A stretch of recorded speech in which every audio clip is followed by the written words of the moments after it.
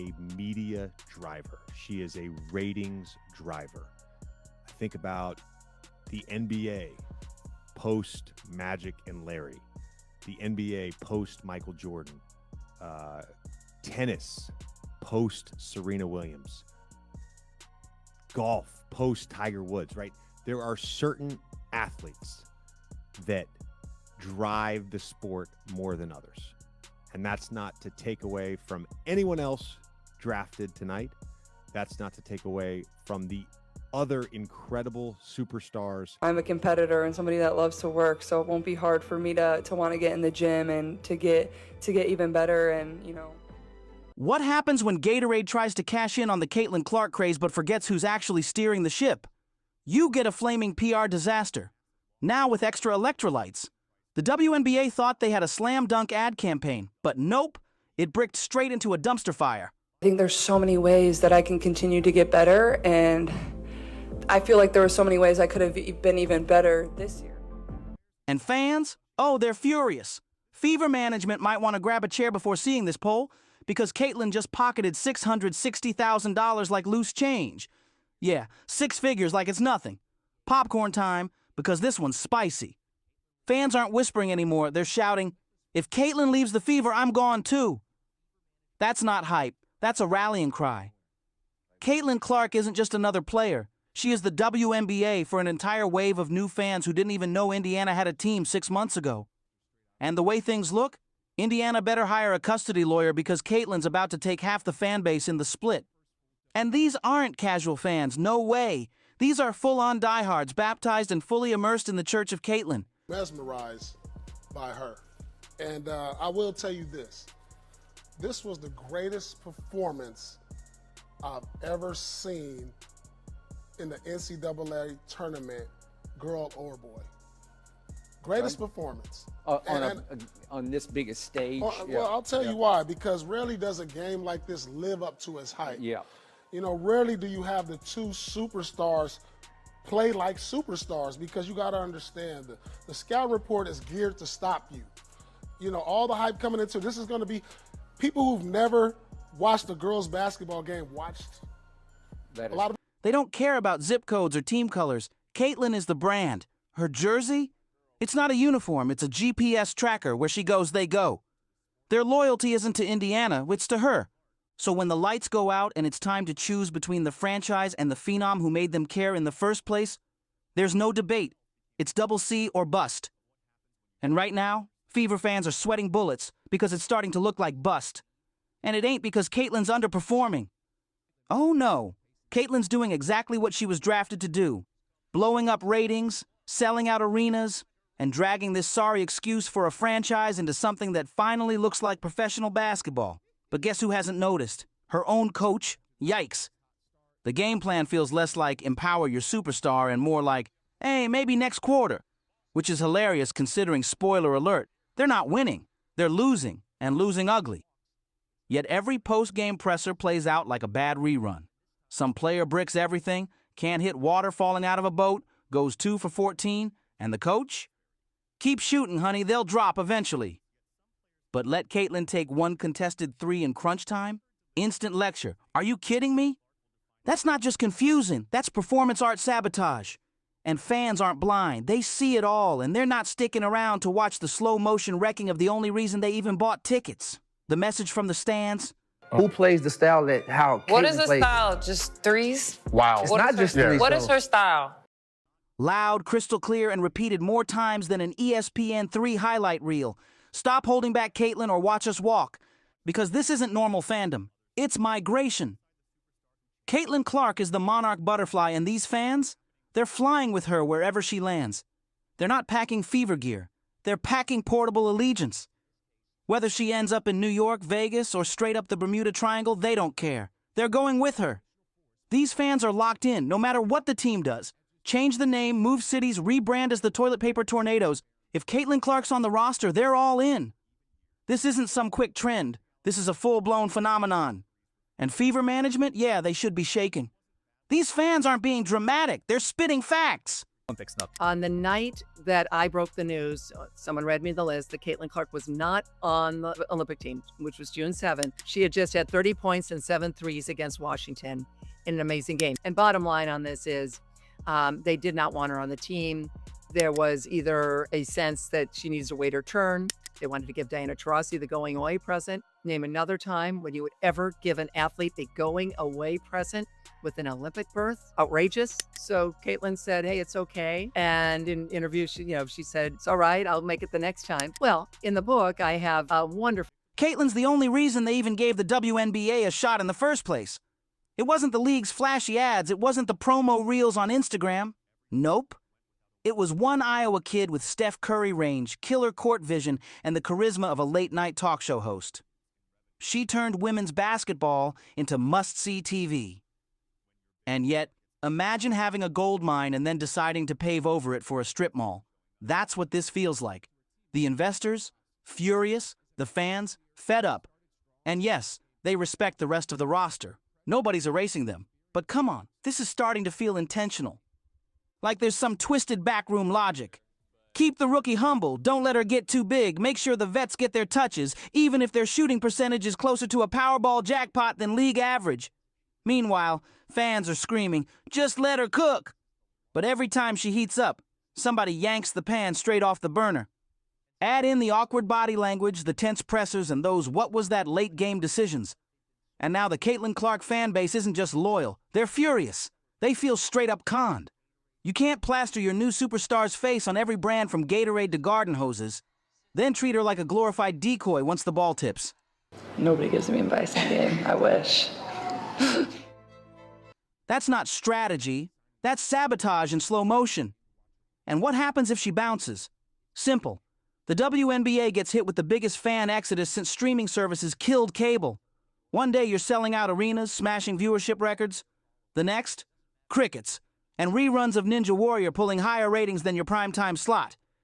And don't think these fans are bluffing. They've already started plotting. Maps? Check. Spreadsheets? Check. Group chats buzzing. Some already have Zillow tabs open in Phoenix, others memorizing Las Vegas zip codes. There are Caitlyn Clark watch parties being set up in states she doesn't even play in yet, just in case she gets traded. Something where if you are a star in the WNBA like Caitlyn Clark, she's probably one of the few people that anybody you can mention to somebody that knows sports will know Caitlyn Clark. Yeah. She's getting a ton of deals. Coke, Gatorade, you name Nike deals. Now, I know a lot of the other players, like if you're the 12th person on the team, you're probably not making that much money, but I just feel like coming out like this, what are they going to bargain with? What is their thing they're coming with that's going to change their salary? And that's what I was trying to figure out. I couldn't understand because they're already rev sharing. The NBA already gives them money, compensates for the loss they make every year. Because these fans aren't tied to some logo, they're tied to a legacy. They didn't fall in love with Indiana basketball. Heck, half of them didn't even know what a fever was 6 months ago. This isn't just fandom, it's basically a hostage situation. Fever management had one job. Don't screw this up. And yet, here we are, watching them fumble the only thing that's working. Caitlyn Clark fans didn't come this far just to be ignored. And they're sure as hell not gonna quietly clap while she gets reduced to some glorified ball courier. So when people say they'll bounce if she leaves, believe them. Because to them, Caitlyn Clark isn't just a player, she's the product. The whole WNBA ecosystem orbits around her. Take her out of Indiana and suddenly that team's back to being just another forgettable box score stat. Drop her in any other city and boom, that place becomes the epicenter of WNBA fandom overnight. And the WNBA after Caitlyn Clark. Describe these two worlds. Oh, entirely different. 180, The WNBA before started in 1997, the year after the Atlanta Olympics, and was launched into a time when women's sports was still not taken seriously by a lot of, people. Some of those same guys now, if we want to talk about before and after, some of those same guys, or guys like them, are the ones buying the 22 jerseys, wearing them to games, Major, but also to the grocery store and to the gas station. Right. It is now cool to be a WNBA fan, and it is cool to love Caitlyn Clark, and the spotlight that is... And no, fans aren't being emotional. They're being practical. They don't owe Indiana a thing. They gave this team a shot because of Caitlyn, they stayed because of Caitlyn, and they'll leave because, well, Caitlyn might not stick around. If this nonsense keeps up, maybe, just maybe, stop treating her like some side character in someone else's soap opera. Because if she walks, that's not just a trade, that's an extinction-level event. And this won't be some fever dream, it'll be a full-blown nightmare. Honestly, Stephanie White's coaching looks less like develop your superstar and more like micromanage her into irrelevance. At this point, it's not even subtext anymore. It's practically Morse code blinking at every press conference. Caitlyn Clark was never my pick. Sure, she smiled for the cameras, gave the whole we're adjusting systems talk, but now it feels like she's trying to shrink Caitlyn into that quiet, deferential, don't rock the boat player the old guard can tolerate, and fans are watching it unfold in real time, furious and ready to riot if it doesn't change. Had Van Slugenhagen on her. She was like, I'm offended that y'all have white defensive players guarding me, and she put her in the torture chamber. You should have known from her little face that she didn't want this matchup from the beginning. Caitlyn reminds me of what Dame does. If anybody ever noticed, her first shot, always a three. First quarter, second quarter, third. She sets the distance on her first shot, so you have to guard her there. Now she can do whatever she wants to do. She's playing a chess game. That's what Dame does. He starts his game off, he's gonna shoot a deep ass. Here's the kicker. Caitlyn Clark ain't built for the backseat. She's not some accessory to an outdated game plan duct taped together with gum and vibes. She's the engine, the GPS, the Spotify playlist, and the reason this whole car even starts. And yet, night after night, you can practically see Stephanie White tossing out emotional speed bumps and calling strategic U-turns like she's directing traffic, not running an offense. This isn't even about subtle disagreements on play style anymore. This feels personal. It's giving corporate drop this guest in your house, now smile and host the dinner party you didn't plan. Except this guest is cooking 5-star meals, paying the rent, and still getting told to just relax and pass the salt. Let's call it what it is, resistance. From day one, Stephanie White has been gritting her teeth through the Caitlyn Clark era. All that high-minded coach speak about embracing her game, straight vapor. Instead, we've watched game plans where Clark gets parked in a corner while teammates with a neon green light brick shots like they're building an WNBA-themed Olive Garden. Endless breadsticks, 0 buckets. Bother me. But why do you take a shot at the Golden Goose, Caitlyn Clark? You guys were flying before she arrived on one of those airlines that made you pay for a cup of water. One of those airlines that is the planes are the color of a highlighter. Now you're flying private. Okay, if you're in a band and you're staying at the Motel 6 and you add a band member and now you're at the Ritz-Carlton, keep your... And when Caitlyn somehow fights through elbows, bad screens, and ref chaos to still rack up 15 assists, 23 points, and a highlight that breaks the internet, what's the response? Silence. No celebration, no recognition. Just another tight-lipped post-game lecture about spacing and letting the game come. And it never stops. Fans yelling, recalculate, let her cook, turn it around. Caitlyn Clark's got supporters from everywhere. Every state, every time zone, every tax bracket. Middle schoolers, 80-year-old basketball lifers, casual hoop heads, hardcore diehards, even folks who still think the WNBA plays on a 9-foot rim. She's not just a player. She's a brand, a revolution. The WNBA's Golden Goose is out here laying media engagement eggs faster than the league can cash the checks. If marketing had its way, Caitlyn would be wearing a GoPro on her head and live streaming her morning stretches. But step on the court and you'd think she was some random second-round bench warmer the way she's used sometimes. And we're all just supposed to smile and act like that's normal? Pass on that question, actually. WNBA star Caitlyn Clark is transforming women's sports. She fills arenas night after night, and her games have smashed TV viewership records. And if you watch Clark play, well, it's not hard to figure out why. She makes deep three-pointers look easy. And like Stephanie White can roll out every coaching cliche in the book. Stick to the plan. Everyone has a role. Let's not skip steps. But let's be real. The only step being skipped is the one where Caitlyn Clark gets to actually be Caitlyn Clark. And here's the funniest part. It's not even working. The whole keep Caitlyn contained experiment? It's not producing wins. It's producing chaos, confusion, miscommunications that look like they were choreographed by Cirque du Soleil. Meanwhile, fans are absolutely losing their minds because they know exactly what's happening. This is basketball 101 mixed with a sprinkle of common sense, and yet... Stephanie White seems determined to run the Caitlyn Clark experience through the meat grinder of "we do things my way."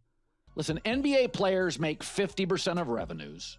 WNBA players make 9%. And now the merch sales are up 500% and attendance is up, 40%.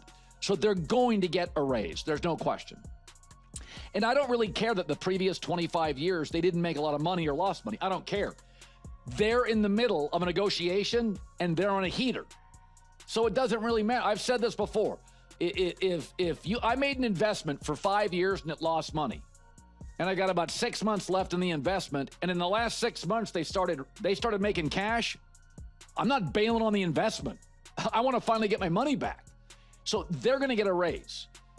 They're finally turning a corner. But and negotiating in any business is all about current momentum. It's not about 12 years ago. The tipping point's here, and fans aren't whispering anymore. They're shouting, "Fire White!" Hashtags are popping up, petitions are circling, and group chats are buzzing like it's draft night all over again. This isn't a random meltdown. This is organized chaos fueled by a fan base that feels betrayed. Caitlyn Clark is putting butts in seats, eyes on screens, and cash in the league's pockets. But on the court, she's being coached like some rookie who's lucky just to be there. And fans? They've had it. They didn't buy tickets and jerseys just to watch her turned into a decoy while vets throw up enough bricks to build a stadium annex. Now there's real talk about player frustration behind closed doors. Locker room whispers about roles, chemistry, and why the best passer in the league is standing in the corner while the offense collapses like a bad Jenga tower. Nobody's saying it on record yet, but you can feel it. This team's close to breaking. If Indiana thought fans were bluffing, they're about to learn the hard way. Because these aren't casual supporters. You're talking about people planning cross-country road trips just to see Clark. If she walks, the living shit out of the Indiana Fever. So Indiana Fever, and it's been my belief that they will frickin' fire everyone. And I do believe this. So if you're a Fever fan and you're hoping they'll keep Caitlyn Clark, it's my belief that when push comes to shove, there's no way they can let her get away. They will fire everybody and start over. That's my belief. I cannot imagine the level of fumbling the bag that would happen. they walk. And when they leave, they're taking the ratings, the ticket sales, and the merch money with them. This isn't just a rough patch. It's a full-on showdown between the old guard trying to do things their way and the new era Clark is bringing, whether the Fever like it or not. The question now isn't if change is coming. It's who's getting run out first, the superstar or the coach who refuses to unleash her. Panic mode has officially hit the WNBA front office, and you can feel it. League execs are suddenly holding emergency meetings. PR teams are scrambling like someone pulled the fire alarm, and every media partner is whispering the same thing. What happens if Caitlyn Clark wants out? They know what's at stake. This isn't just about one player. It's about the only player who dragged the WNBA into mainstream conversations and doubled their viewership overnight. If she bails, it's not just a loss, it's an earthquake. Sponsors didn't line up because of the Fever's historical legacy or coaching schemes. They lined up because Caitlyn is the brand. The league is desperate to spin it. Cook. Me dinner. I'm buying Powerade stock. Is it a play on, like, women shouldn't? No, they didn't do it on purpose. There's no way. How you came up with this and not in the back of your minds, like, oh, they're just going to be like, oh, it's women. She just needs to cook. Didn't think about that in the PR room. Look, I'm a big advocate. Suddenly, we're seeing soft focus interviews, over-the-top social media love, even rumors of leadership retreats to smooth things over. But fans aren't buying it. They've already made up their minds. Free Caitlyn is trending, and every bad possession, every awkward press conference is adding gas to a wildfire the league can't contain. Even rival teams smell blood in the water. Executives from Las Vegas, New York, and even Phoenix are quietly circling, imagining what happens if Clark hits the market, or worse, demands a trade. And fans, they're already dreaming about it too. Entire cities are basically recruiting her on Twitter like it's college all over again. This isn't just an internal problem for Indiana, it's a full-blown league crisis. The WNBA has never had this level of attention, this kind of star, this fast of a fan migration, and they might lose it all because one coach can't get out of her own way. to the WNBA? Everything. She's changed the dynamic and history forever for women. I see a lot of young girls here today, and I see how inspired they are, and she's even gotten me back into basketball. I think she has brought attention. She did it for us. We had never watched, and we have become big fans. I don't think her contributions have been extreme as what people think they are. I think the league in itself has been getting better, and that's really what we should be focusing on. I think she's brought a lot of attention to the WNBA, and it's needed. I think it's great. I actually grew up watching the WNBA, so it's really exciting to see a resurgence. She meant everything. I never watched it before. The clock's ticking, and if they don't fix it, this won't just be a rough season. It'll be the biggest what-if story women's basketball has ever seen. That'd be fine if her way was producing championships, but it's not. It's producing late-game collapses and fan meltdowns, often at the same time. So here we are, mid-season, and the narrative couldn't be clearer. Caitlyn Clark didn't walk into a team ready to elevate her. She walked into a storm trying to hold her down. But here's the thing. Caitlyn Clark isn't just another player. She's a movement. And movements? They don't sit quietly, waiting for permission to shine. They take over. They explode through resistance like a highlight reel dunk in slow motion. If the Fever don't wake up fast, they're not headed for dynasty status. She was probably one of the first women's basketball players I really grew up idolizing. They're headed to becoming the punchline of a trivia question. Which team fumbled Caitlyn Clark? And maybe Stephanie White never wanted Clark in the first place. Maybe she wanted someone easier to mold, easier to coach, easier to ignore. But tough luck, she got a phenom, a lightning bolt in high tops, and no stubborn game plan is stopping what's coming next. Because Caitlyn Clark, she's not waiting for a green light anymore. She is the light. And there's enough votes here. This is a good test to see how bad this would be. Swag put this out, and it's starting to make the rounds. I voted.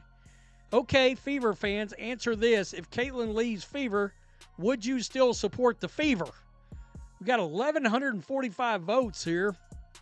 Nope, my bags are packed is far and away lead. The question now is, will the Fever keep trying to dim it, or finally let it shine so bright it changes the entire league? What do you think? Should the Fever cut the leash and let Caitlyn take over, or are we looking at the start of an even bigger clash? Drop your thoughts down below. We want to hear from you. Like, subscribe, share, and comment to keep this conversation rolling. And we'll see you in the next one.